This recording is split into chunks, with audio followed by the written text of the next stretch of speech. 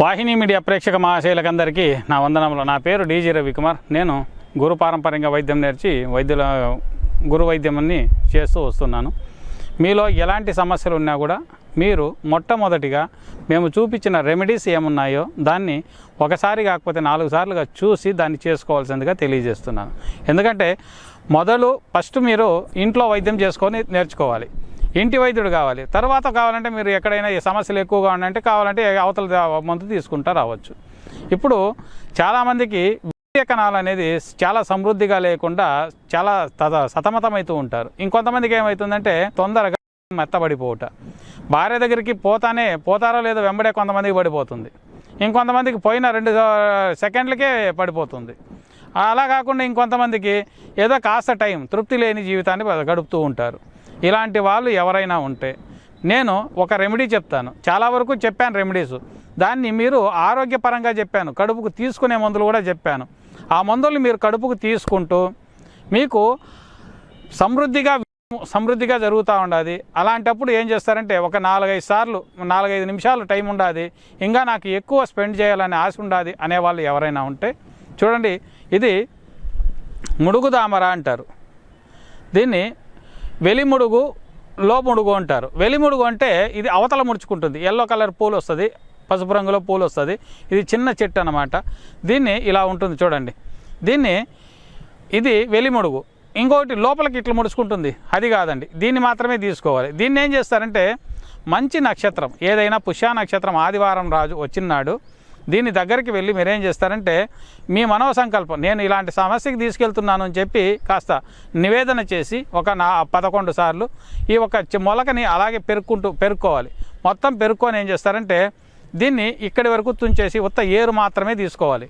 తీసుకొని మీ మొలతాడికి, నడుములో ఉన్న మొలతాడికి కట్టుకొని ఫ్రంట్లో ముందరికి తీసుకున్నారనుకోండి అది ఒక తర, వెనక్కి తీసుకున్నారనుకోండి ఒక తర, ఇలా వస్తుంటుంది. దీన్ని ఏం చేస్తారంటే మొలతాడు కట్టుకున్న తర్వాత ముందరికి ఇలా తీసుకోవాలి.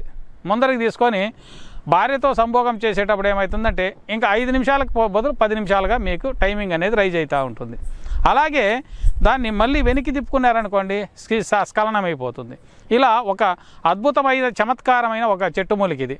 అలాగే దీన్ని ఏం చేస్తారంటే దీన్ని తుంచుకునేసి ఇది ఉన్నది కదా చెట్టు, దీన్ని మాత్రం సేకరించుకొని కాస్త నీడలో ఆరబెట్టుకొని ఒక ఆరిన తర్వాత మిక్సీకి వేసి పౌడర్ లాగా చేసుకొని ప్రతిరోజు దీంట్లోకి అశ్వగంధ కూడా చేర్పుకోవచ్చు. అశ్వగంధ కావచ్చు, కపికచ్చు కావచ్చు, అంటే దోలగుండి పౌడర్ కావచ్చు, శతావరి కావచ్చు, ఇలాంటివి ఏదైనా కానీ ఒక 4-5 మూలికలు పౌడర్లు తీసుకొని 100 గ్రాములు తీసుకోండి. ఈ చెట్టు పౌడర్ కూడా ఒక 100 గ్రాములు చేర్పుకొని తాగుతూ వచ్చారనుకోండి చాలా అద్భుతమైన కణాలు పెరుగుతాయి ఒంట్లో.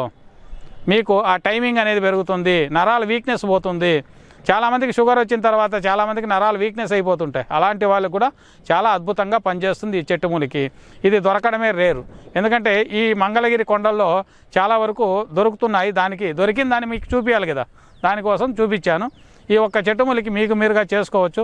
అలా కాని పక్షాన కింద వస్తున్న నెంబర్ కాల్ చేశారనుకోండి, దానికి తగువైన మందులు నా దగ్గర దొరుకుతూ ఉంటాయి. ఒక రెమెడీని మీకు మీరుగా చేసుకోవచ్చు.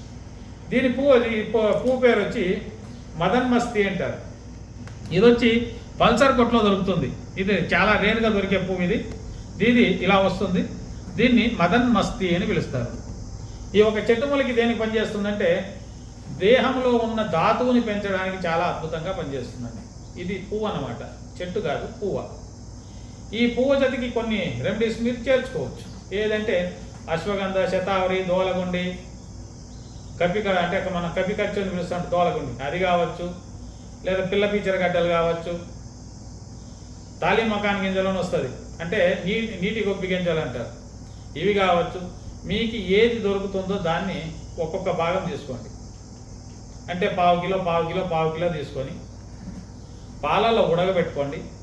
సన్నని మంట మీద పాలలో పోసి, అంటే నాటి ఆవు పాలు ఉండాలి, స్వచ్ఛమైన నాటి ఆవు పాలు ఉండాలి. ఆ పాలలో పోసి బాగా నానబెట్టి స్టవ్ మీద పెట్టి బాగా ఉడకబెట్టండి. పాలంతా సన్నని మంట మీద ఇమిరిపోవాలి. ఇమిరిపోయిన తర్వాత ఆ పువ్వు మొత్తం తీసి ఈ పువ్వు వేయకండి. ఈ మదన్ మస్తి పువ్వును దాని జతకి చేర్చకండి.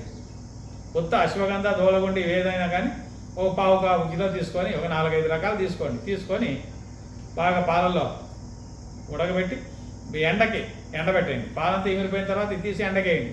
బాగా ఎండినప్పుడు పట్టి ఇంచితే ఇరగాలి. అలాంటి టైంలో దాన్ని చూర్ణం చేసుకోండి. చూర్ణం చేసుకున్నది 1 కిలో తీసుకోండి. ఇవన్నీ చేరి 1 కిలో ఉంటే ఈ మదన్ మస్తీ అనేది మాత్రం 1 కిలో ఉండాలి. అప్పుడు దీన్ని చూర్ణం చేసి దాన్ని చూర్ణం చేసి 2 కలుపుకోండి. మిక్స్ చేసుకొని ఒక డబ్బాలో పెట్టుకొని ప్రతినిత్యము ఆవు పాలు, గేదె పాలు కావచ్చు, ఆవు పాలు కావచ్చు, మేక పాలు అయితే చాలా అద్భుతం, ఇంకా బాగా పనిచేస్తుంది.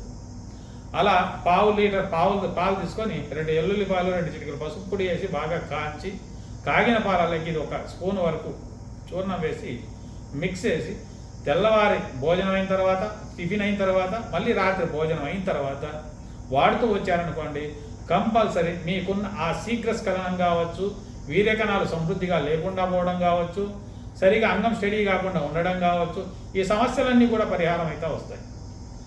దీన్ని మీకు మీరుగా చేసుకోండి. అలా కాని పక్షాన కింద వస్తున్న నెంబర్ కాల్ చేశారంటే దానికి తగిన మందులు నా దగ్గర దొరుకుతుంటాయి, కొరియర్ ద్వారా పంపిస్తుంటాను. ఈ ఒక్క వీడియోని మీకు మీరుగా చూసి చేసుకోవాల్సింది తెలియజేస్తూ ఈ వీడియో ముగిస్తున్నాను. నమస్కారం.